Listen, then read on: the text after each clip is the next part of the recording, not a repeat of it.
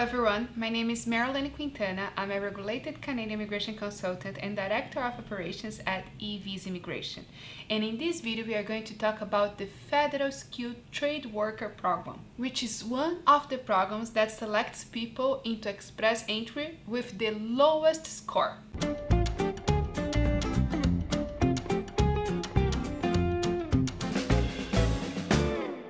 But before we start, please subscribe to our channel, click on the little bell right below so you can receive weekly notifications of our new videos, and please feel free to leave us a comment. The Federal Skilled Trade Worker Program is also managed by Express Entry System, which means you will need to create a profile based on your eligibility, and you may be selected to apply for immigration even when you are overseas. The Express Entry System usually invites candidates every 2 weeks. However, for the Federal Skilled Trade Worker, we noticed that they only do specific draws maybe twice a year. But the good news is that their selection points are very low when compared to the other programs. For example, for you to be selected into the Federal Skilled Worker Program, you need to be at least above 450 points.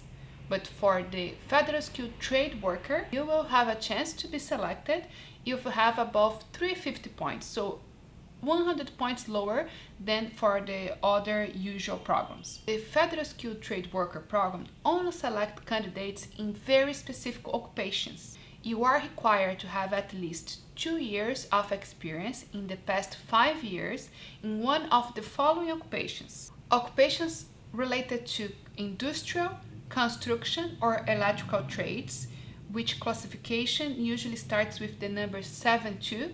Occupation related to maintenance and operation of equipment, which usually requires with the classification 7-3. Supervisors and technical jobs related to agricultural fields, which classification starts with code 8-2. Supervisors that work in manufacturing facilities, which not code starts with 9-2, and also chefs and cooks, and butchers and bakers, which classification code start with 6-3.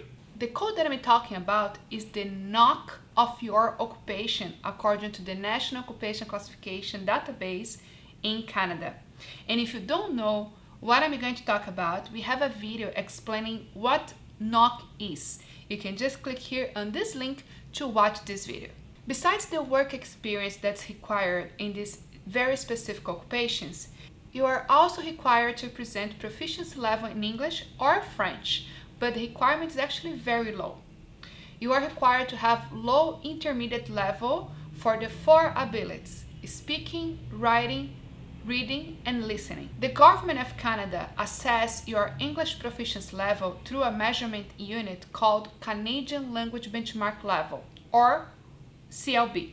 For you to qualify for the Federal Skilled Trade Worker Program, you need to have CLB 4 for reading and writing and CLB 5 for listening and speaking. It is important to remember the eligibility criteria is one thing, but in order for you to improve your chances to be invited to apply, the more points you have, the merrier. So if you can qualify and have higher score, you can improve your chances of being selected to apply for immigration. Another good point about this program is that they don't have a formal requirement for education. So you are not required to present any proof of education. However, you can earn additional points if you are able to present any diploma or degree.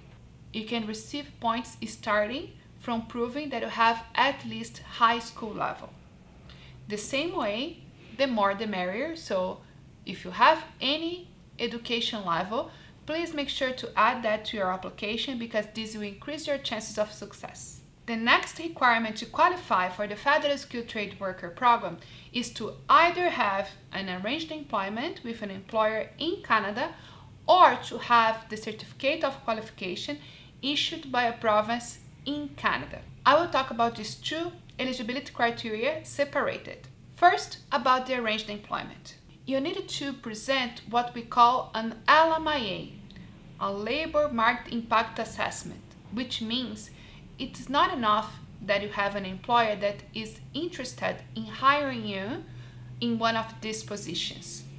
It is also important that this employer sponsor you and obtain a letter from the Government of Canada, which is called Labor Market Impact Assessment, or LMIA, that confirm that they have tried to select Canadians or permanent residents of Canada for that specific position, and they were unable to find a suitable Canadian to work on that specific occupation. So your employer must be willing to do that process, and only upon approval from the Government of Canada is that you can count points through the eligibility for the Federal Skilled Trade Worker Program in that criteria.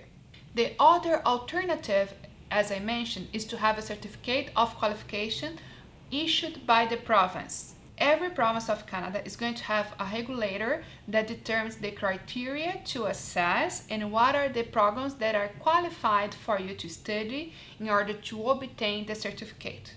If you come to study in Canada for one of those occupations, some programs will allow you to have the certificate upon graduation, and others you have to do the test and then obtain the certificate of qualification upon passing the exam. In most cases, you can also challenge the certification, which means putting together your previous education and previous experience in that occupation and having authorization from the regulator of that occupation in Canada, in that specific province, for you to just do the exam, even though you didn't study in Canada.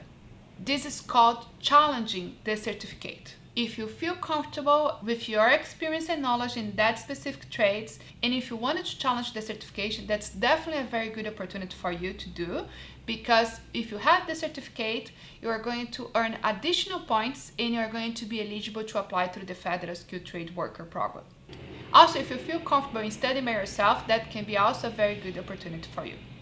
In most cases, we do recommend for you to come to study in Canada because according to the country that you are from, the way of working in that specific occupations or even the metrics that are used for you to calculate, for example, the measurements for your work may vary because these standards may vary according to the country that you are from.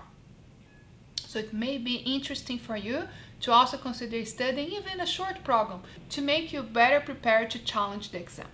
Another very good opportunity that you have to consider is that if you are a mechanical engineer or electrical engineer, for example, but you work in the capacity as a mechanic or in the capacity of electrician, for example, it can be a very good option for you to try to find a job offer in these specific occupations, because there is indeed a shortage in these occupations and can be an opportunity for you not only to obtain a job offer but also to qualify to immigrate to Canada through the Federal Skilled Trade Worker Program.